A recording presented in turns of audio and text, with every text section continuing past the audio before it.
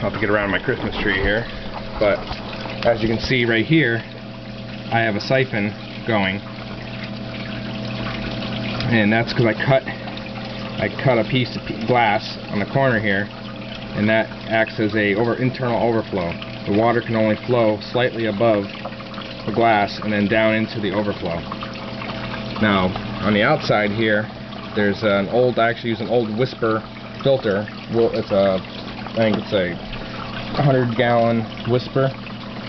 I actually plugged up everything. I cut the top off of it, and I took the existing hole on the other side, drilled it to be a little bit bigger, and I attached piping to that, which is what you saw coming down right there. That's the pipe coming down from that outside overflow. Now on the inside of the overflow, you can't see it in here, but you can see a little bit. I glued a piece of glass in so that the water level would never go above this line.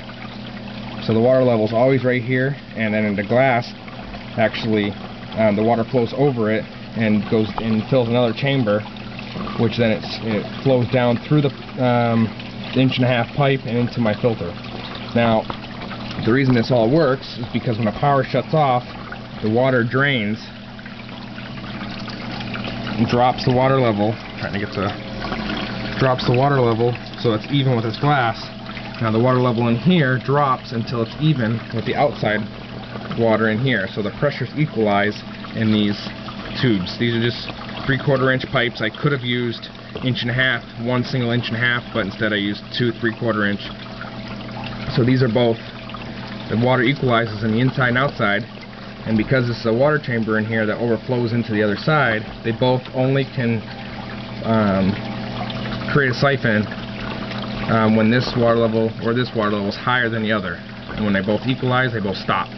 When I turn it back on, this side raises up, so the siphon automatically starts filling this again, which flows over the glass dam or break, and then goes down into my filter automatically.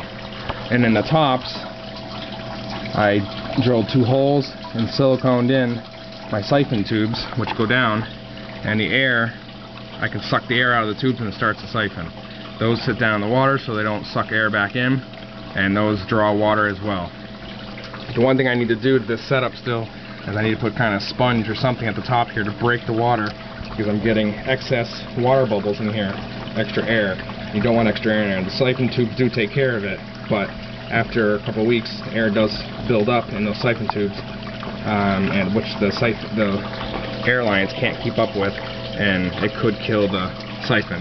Hasn't happened yet, but I need to stop it so that this can be, I don't have to worry about it. Right now it's not a concern so much for me because I changed my filter because it's a turtle tank every 4 days, because it's, it's very dirty. Now, if I can fit this on the same video, I'll show you my canopy.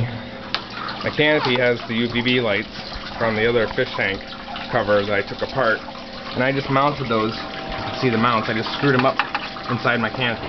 My canopy is built out of 3/4-inch plywood, nothing special, with some crown molding at the top. I made sure to measure everything to be the exact width of the tank, so everything fits nice and flush to the top. And I got sandable plywood, $40 from Home Depot, $20 for the crown molding, and the paint was $10, and there's your cover. I actually got anal and used 2x4s to reinforce the edge corners just to make things stronger.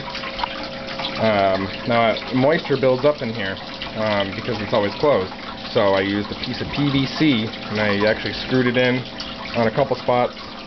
You can mount it any way you want, but then I used Velcro strips so I can take it down if I had to for some reason, but it's not too heavy, so it holds itself up.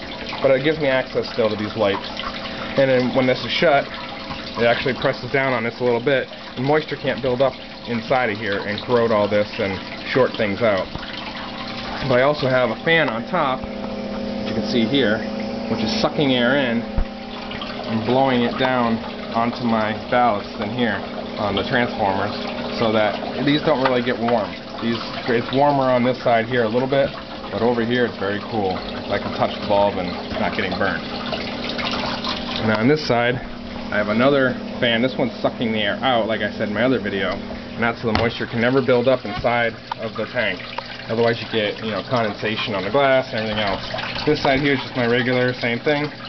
My fluorescent light bulb, my daytime basking, UV lights, blah blah blah, with my nighttime infrared light.